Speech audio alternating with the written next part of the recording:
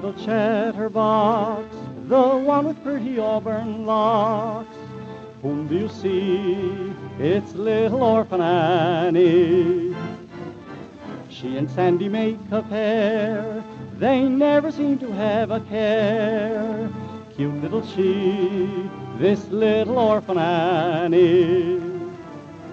Bright eyes, cheeks of rosy glow, there's a store of healthiness handy. Might size, always on the go, if you want to know. Princess Sandy always wears a sunny smile.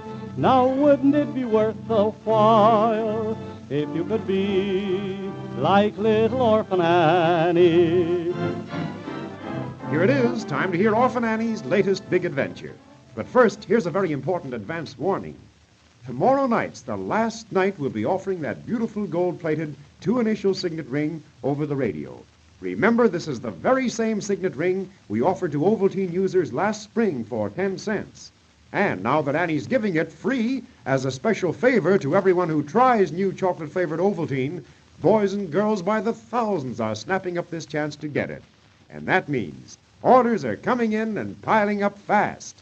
And since Annie's supply of these beautiful two-initial signet rings is limited, we'll have to stop offering them on the radio after tomorrow night. And so, if you haven't sent in for your signet ring yet, be sure to keep listening after tonight's adventure's over.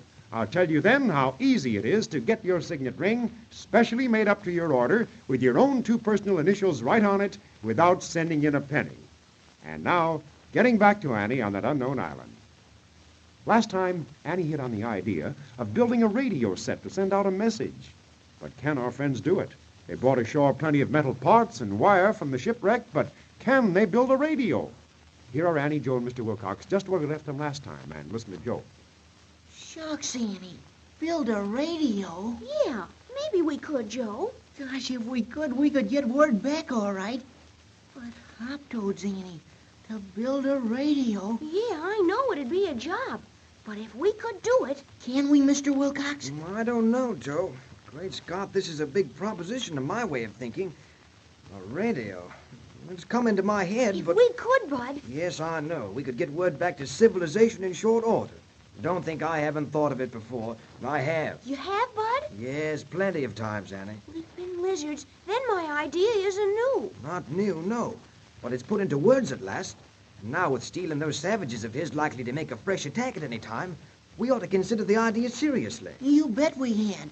Gosh, if we can get this army we figured on started and then set up a radio station and start broadcasting the spot we are. Now, just a minute, Joe. The army part we can do.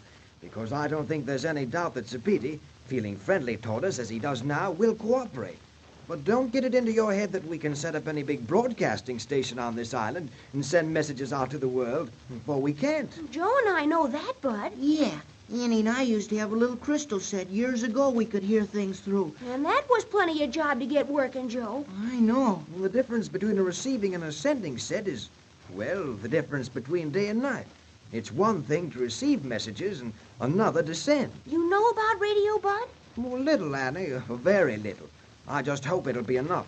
I studied it some in England, but as for building a set, well, I'm not sure I'm competent. But we can try anyhow. Good for you, Bud. Good for me? Well, I'm not sure of that, Joe. We may fail dismally on this. If there'd been wireless on board the Tiger, we might have had batteries, instruments, equipment here to use. As it is, we have to start from scratch. Well, how do we start? We've got a pile of supplies and junk here in our beach house. Wires and metal from the wreck. Now, take it easy, Annie. We need a lot of things. Those we don't have, we'll have to manufacture as best we can, if we can. Say, what have we got here anyhow? Shucks, there's just about everything in those boxes over there stored up against the wall, Bud. Let's get some of them out. Let's see just what we've got. You bet. This one Joe's getting is where we saw all that copper wire, Bud. Good. There we are. Say, there is a lot of stuff in here. You bet there is. I guess this must have been one of the boxes all the odds and ends were thrown in to be brought ashore just before the ship went off the reef. Yes, no doubt of it. Well, I see Binnacle Bob's hand in this. Look at the junk, will you? Oh, my. Nuts and bolts, pieces of metal cable, belaying pins, a few pulley blocks from the loading mast.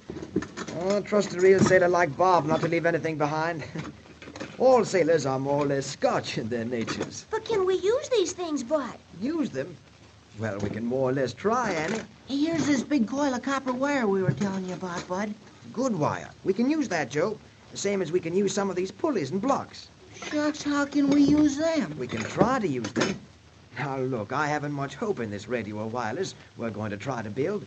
But we're going to have a shot at it, and even if we don't succeed, well, there's nothing lost. Right.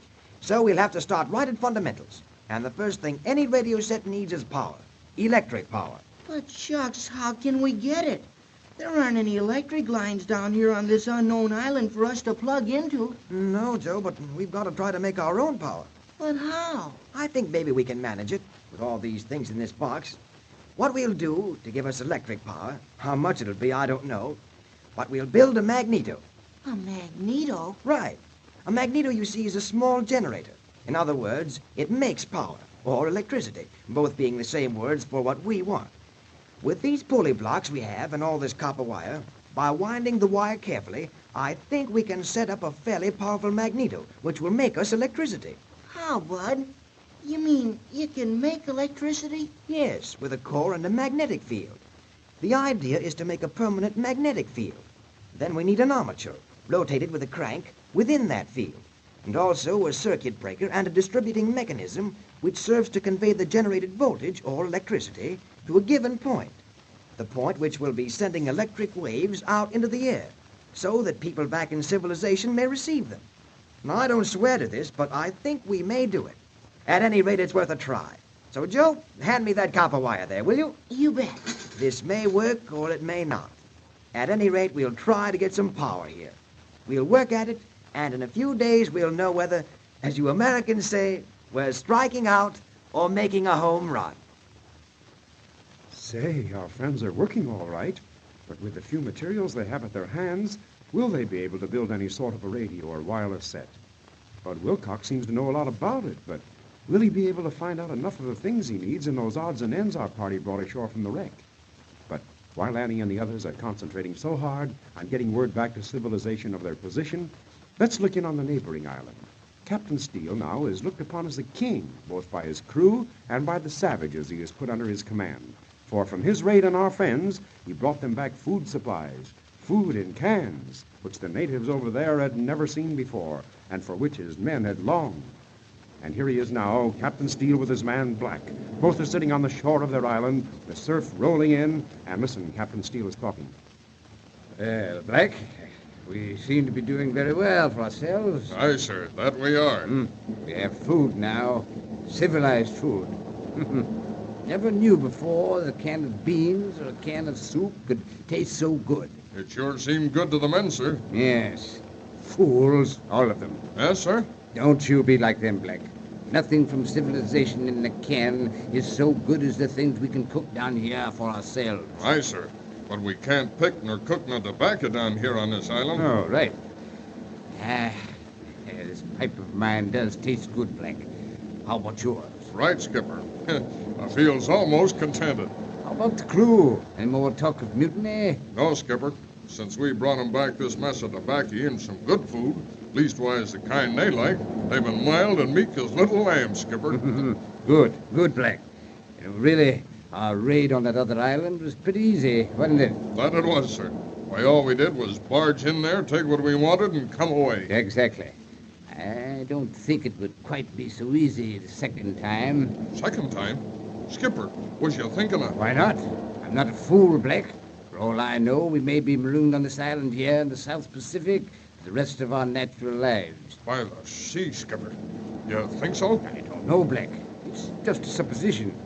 We may be. Supposition? Yes. Don't know much about them big words, Skipper. Never mind. The point is that we may be here for more years than we'd like to remember. This being the case, our friends over on that other island, Black, have a lot of things that we could use. Yeah, they sure have that. Saw a mess of junk stacked up along the walls, sailcloth and rifles and ammunition. Exactly, and a number of other things. Black, I see no reason why we should not have the advantage of those materials our friends have. By the sea, Skipper, and neither do I. You mean we should make another raid? Why not? What have we to lose? These people are dumb, Black. Dumb. We can just as well have what they have. It's merely a matter of taking what we want. Aye, sir. And it's been done since the beginning of civilization. The strong take and the weak give. So I think, Black, another raid on that island to absolutely stamp out those who are living there would be to our advantage. Huh? What do you think? Aye, Skipper. Sure, yeah. Yes, I'm glad you agree with me. We will make our plans, Black. Say, did you hear that? Steele is planning another raid on Annie's Island. What is going to happen now? And now, if you haven't sent in for your beautiful gold-plated two-initial signet ring with your very own two personal initials right on it, you certainly want to hurry and send in without another minute's delay. Because tomorrow night's the last night we'll be telling you about this marvelous ring on the radio. You know, it's the same two-initial ring Annie offered on the radio last spring to Ovaltine users for 10 cents and an aluminum seal. And now that Annie is sending them absolutely free to her friends who try new chocolate-flavored Ovaltine, you can imagine what's happened. Everybody started sending in right away. And the orders are piling up so fast, we're going to have to stop offering these swell rings on the radio after tomorrow night.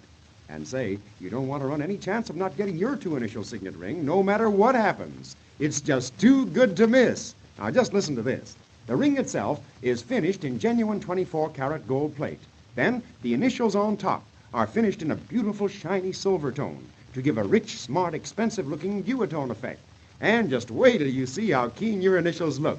They're big initials, 3/8 of an inch across, and they're bright and shiny and silvery-looking. These initials, remember, are the biggest thrill of all about your ring. They're your very own two personal initials because when you send in, you tell Annie the initial of your first name and the initial of your last name. And then we make up your ring especially for you and put the exact two initials you ordered right on the top of your ring. Now remember, it's an automatic fitting ring too, so you can be sure it will fit you exactly right.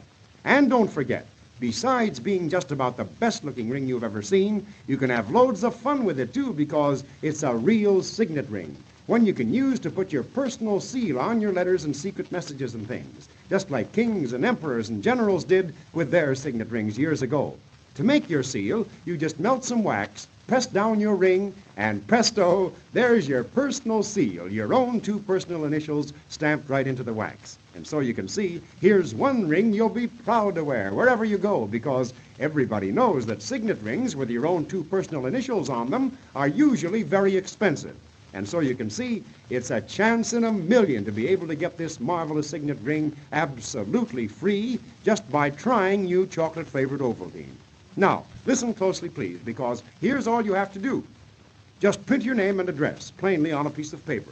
Also print plainly the two initials you want us to put on your ring, and mail that paper together with all of the special gold-colored seal that you can find only underneath the lid of a can of new chocolate-flavored Ovaltine. Mail it to Little Orphan Annie, Chicago, Illinois. Now remember, be sure to print your two initials plainly, so there won't be any mistake when we make up your ring for you. And be sure to send in the gold-colored seal from a can of new chocolate-flavored Ovaltine.